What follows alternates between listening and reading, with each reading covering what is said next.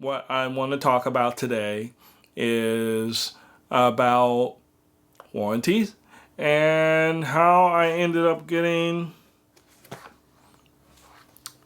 this guy. This is the 11-inch iPad Pro, the M1 edition. Let's talk about that a little bit, and let's talk about my warranty experience and how I can be able to let you know how it can benefit you.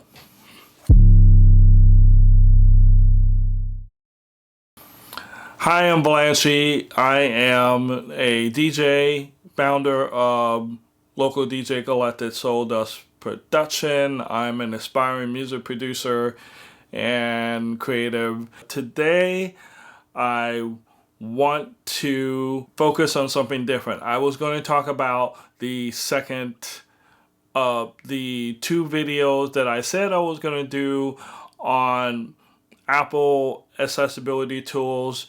I think my next video will be finally part 2. I wanted to talk about extended warranties and AppleCare and my experience. And to set that up, let's do a little bit of story time. So in March of last year, I ended up getting my second iPad Pro. It was a 12.9 inch. It was the third edition, and it was the first edition with the USB connector. And actually, that model came out in 2018. I have just missed the window for the 2020 iPad Pro with the USB connector to be released and to get one. But anyway, I did get the 2018 version last year. Been really happy with it. Been a satisfied customer with it. And then beginning May of this year, I started getting problems with the iPad Pro. I was at a cafe and I was using a USB hub to listen to I think I was I can't remember. I think I was doing some video editing, maybe some audio editing at the time. All of a sudden, I wasn't able to hear any sound, and I wasn't sure why I wasn't able to hear any sound, except when I unplugged the hub from the device, I was able to hear sound. But when I plugged it back in, I was still able to hear sound out of the speakers, but not through the headphones. So I knew something was wrong, and I figured, oh, I'll just deal with it when I get home. Meanwhile, my iPad was having its battery going low, and so I needed to charge it when I got home. And when I had plugged in the USB-C charger into that device, that's when I really started getting into problems, because the device would not charge at all.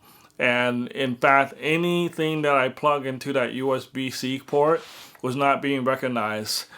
I ended up going to the Apple store that evening. They looked at it. They tried charging it.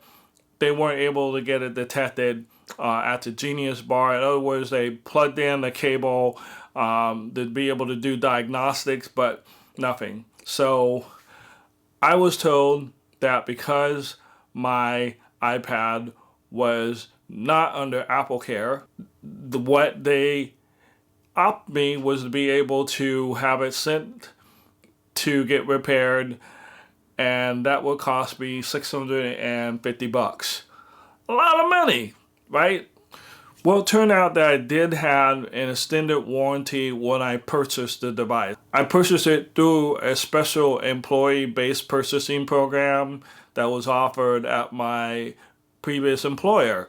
And so I've taken advantage of it, and when I did that purchase, it also included a warranty that was good for an extra year, because you get 1 year under the standard Apple warranty, and then they add another year on top of it. So that's why I ended up taking advantage of. And the third-party insurer was called SquareTrade, which is now part of Allstate Insurance. So I gave them a call, told them what was going on, and I was told that I had to ship the device to them. Once they sent me a link to a prepaid label, and I'm like, wait a minute, I just came from the Apple store. It was walking distance. Can you not have it sent there to repair? And their policy was, no, you got to be able to ship it back to us. All right, fine.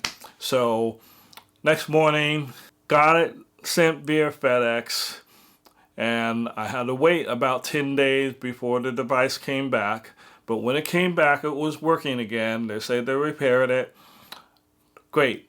And I started using it again. And then about 2 weeks later, the problem reoccurred. And so I called SquareTrade again, let them know that the problem reoccurred, and had to get it shipped back again. And that cost me another 10 days.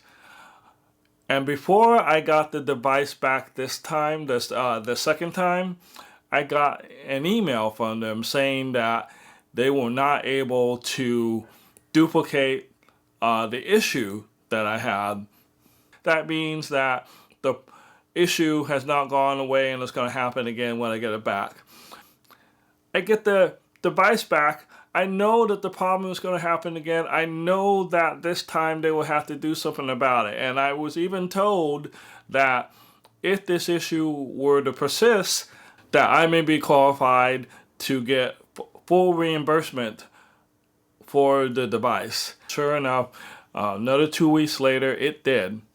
And so I called up SquareTrade, and the first thing I was told was, well, this time you can take it down to the Apple store, but you would have to go and pay $650, and then we'll reimburse you once you give us the invoice. And I thought, wait a minute, that doesn't sound right.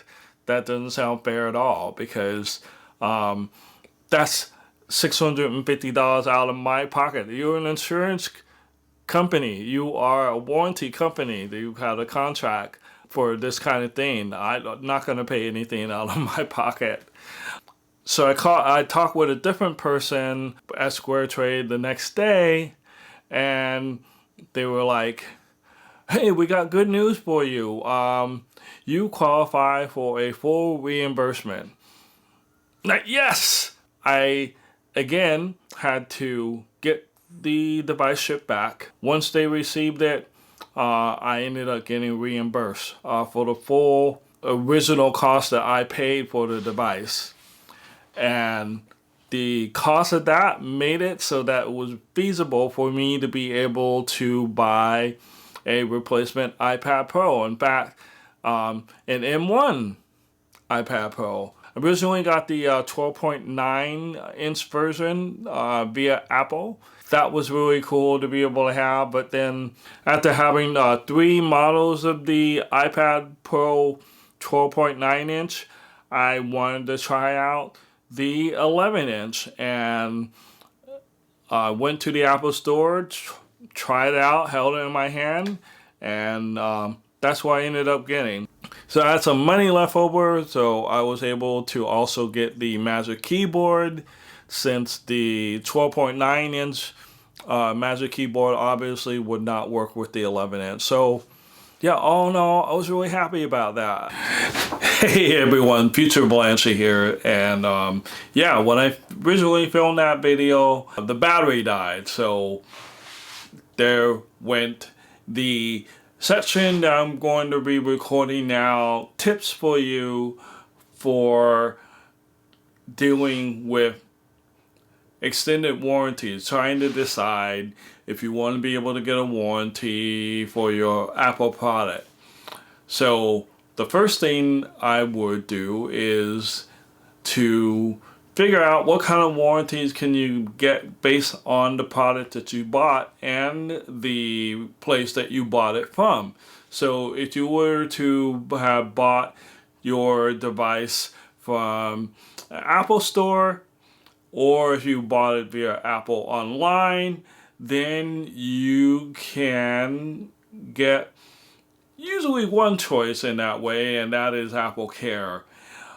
But then you can also go to any other store that carries Apple products and buy your product from there. You don't have to pay for anything additional in terms of a warranty. You can still get AppleCare separately after the fact if you want to, depending on the product that you buy. It's either going to be up to 60 days for most products, and for bigger products, computers especially, you can get up to 3 years. So there's that. But if you do decide to buy from some other place other than Apple, then say if you were to go to a store like Best Buy or Staples, or if you were to get it through another online store or via an employee-based shopping program like I originally did for most of my Apple products, then you can be able to check to see about extended warranties. What's the company that they deal with? What are the terms of those extended warranties? Do you have the item shipped to a different location outside of Apple? Do you have to have a wait period? What is the waiting period? What happens if you have to be able to send the product in once or twice? You do want to check the terms of the place that does have the extended warranty, especially how long is the warranty, how much you're charged for it, is it a one-time payment, or if it's something you have to pay monthly, and then calculate it over time to see if it's worth it.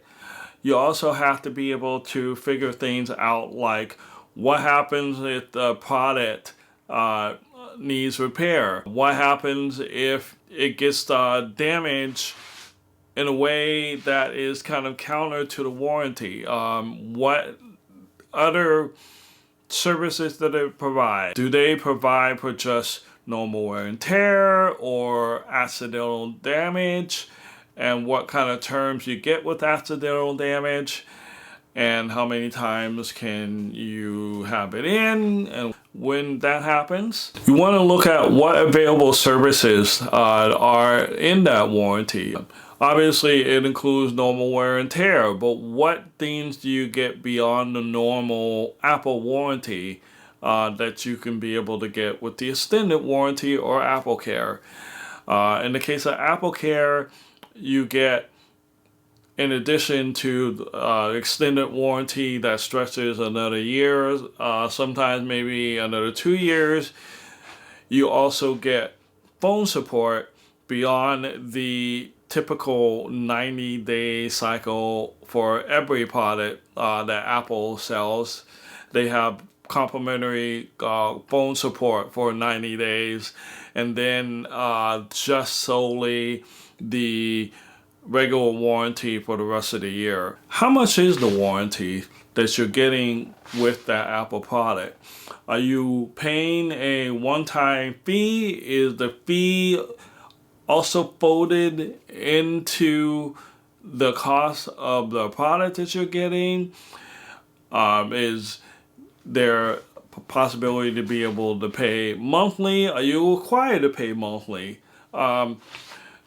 That all kind of depends on things. In the case of AppleCare, it used to be that you would have to pay a one-time fee either up to 60 days or up to 1 year from the purchase of an Apple product, depending on what it is.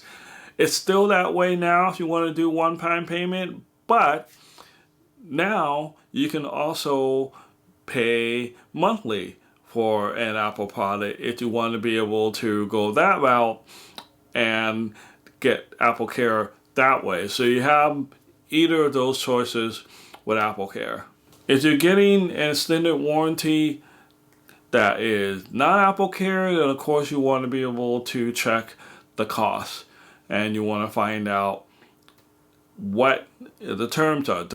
I wouldn't just go in and just readily say, yeah, give me the extended warranty. I want to be able to know what is part of that warranty, what's included, how much does it cost? Do I have to pay while I'm in the store? Can I pay a little bit later once I find out more details? Is it a one-time cost? Is it a monthly cost? That's something you also want to find out.